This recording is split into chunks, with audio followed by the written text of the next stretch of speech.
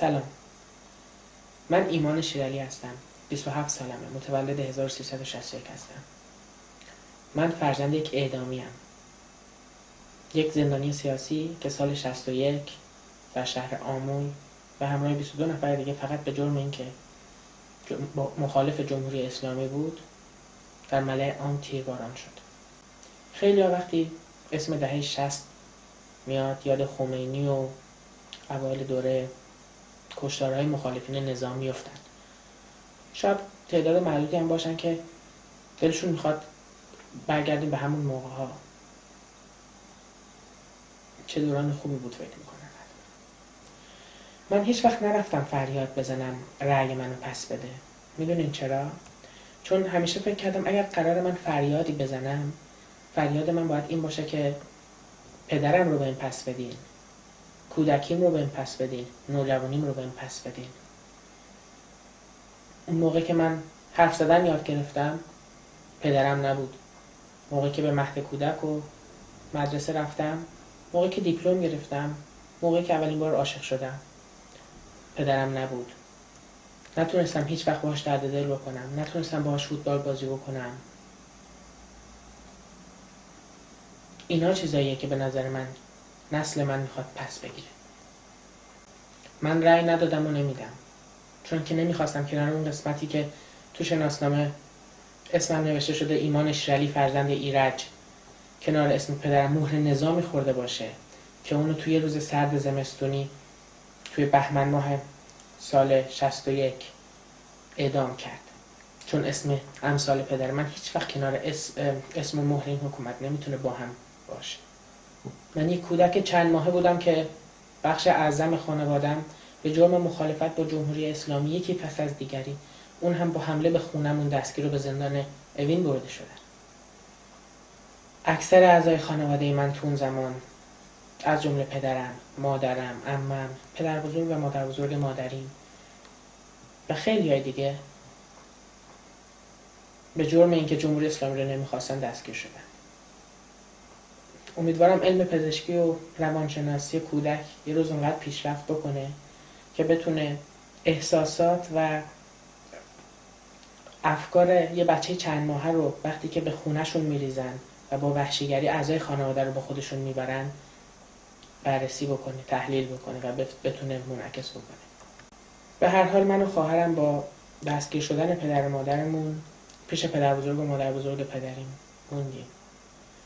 اون موقع خیلیا همبندیای مادرم که کسی رو برای سرپرستی بچه هاشون نداشتن، بچه هاشون رو به زندان بردن.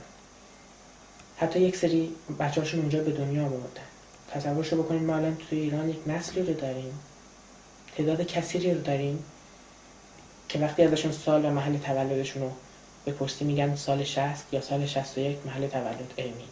و حتی پدر بزرگ مادریم برام تعریف کرد که چطور اون و پدرمو به نوبت جلوی همدیگه شلاق میزدند و از اونها میخواستن که اعتراف بکنن. تعریف میکرد که چطور هم میزدن، هم میخندیدن، هم فحش و ناسزا میگفتن. بالاخره هم پدر منو به همراه کسای دیگه توی یک بیدادگاه صحرایی چند دقیقه‌ای بدون داشتن وکیل، بدون حق برخورداری از دفاع از خودش به تیرباران محکوم کردن.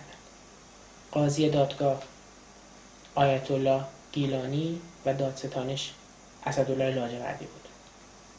بیدادگاهی که در اون پدرم و 20 چند نفر دیگر رو به عنوان محارب با خدا و مفسد فی الارض به اعدام محکوم کردن.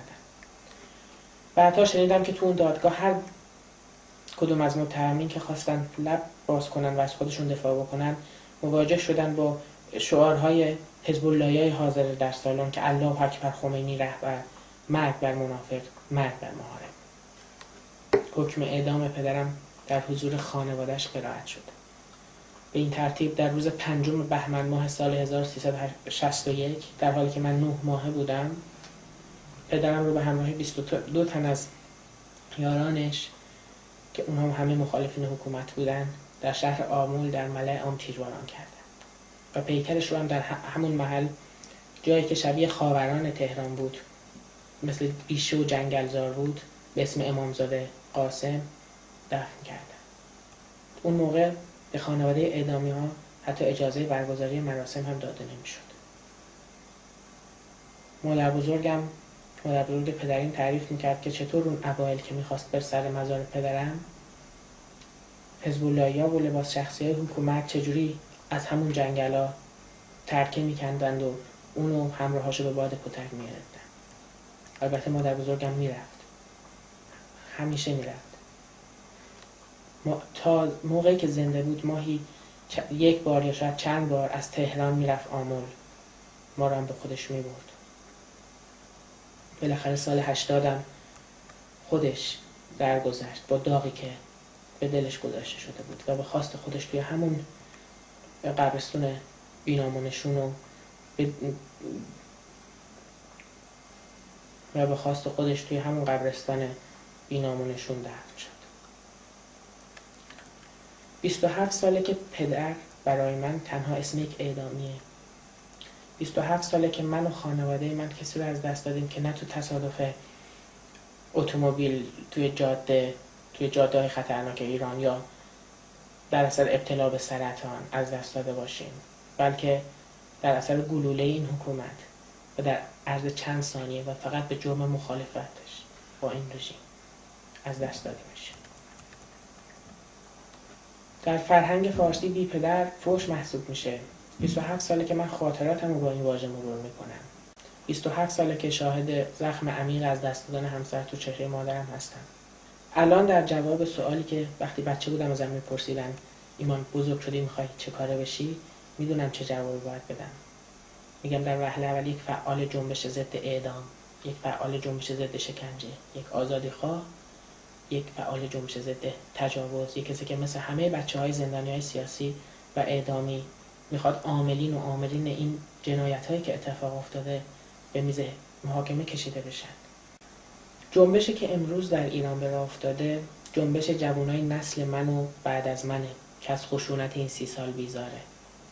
درد بزرگی رو با خودش حمل میکنه و مدام میاد توی خیابون تا این درد رو فریاد بزنه و من به شما قول میدم تا این بار رو به زمین نذاره.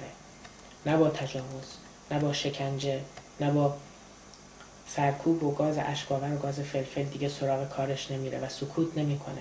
حرفای امروز من اینجا در واقع اگه راستشو بخواین بر پایه دادگاه برای اوناست قبل از اعلام تشکیل جلسه رسمی. در واقع ما میخوایم حتی آقای خامنه‌ای امکان داشتن وکیل رو داشته باشه و بتونه از خودش دفاع کنه، اما میخوایم اون و همه سران رژیم به جرم جنایت 30 ساله محاکمه بشن. جنبشی که امروز به راه افتاده جنبشی علیه اعدام، علیه شکنجه، علیه سنگسار، علیه دادگاه‌های نمایشی و فرمایشی، علیه اعترافگیری و توابسازی و علیه وجود زندان و زندانی سیاسی. وقتی پدر منو اعدام میکردن فیسبوک و توییتر و یوتیوب و تلویزیون‌های ماهواره‌ای نبود. صدای نسل پدر من و دوستانش رو کسای زیادی نشنیدم، اما امروز هست و من به خاطر اینکه هم نسلی های من، نسل بعد از من که بسیارم آگاه هستیم، جرأت بیشتری بکنن و حرف بزنن، از اعدام بگن، از تجاوزا بگن، از شکنجه ها بگن و به دنیا بگن که تو ایران چه خبره، این اقدام کوچیک رو انجام دادن. روی صحبت من خصوصا با همسرنوشتامه، نذاریم عزیزانمون قربانیان این جنایات بی چهره بمونن. روزگار اختناق و این که حتی نمیتونستیم موقع ثبت نام توی مدرسه علت فوت پدر و مادرامون رو عنوان بکنیم گذشته. ما همون جوانایی هستیم که تلاش شبانه روزی شد از همون سربازای امام زمان بسازن، تلاش شد هممون رو با سرکوب و بیکاری و اعتیاد سعی کردن خفمون بکنن. امروز به پرچمدارای جنبش عظیم علیه اعدام و شکنجه تبدیل شدیم. این جنبش رو هم تا پیروزی ادامه میدیم. برای همتون آرزوی موفقیت و پیروزی دارم. سلامت باشید.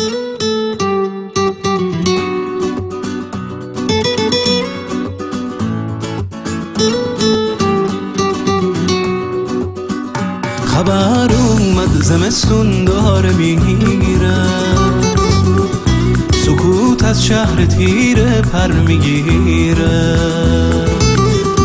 نگاه کن پای آزادی این خاک داره قشنگ ترین گلا میمیره.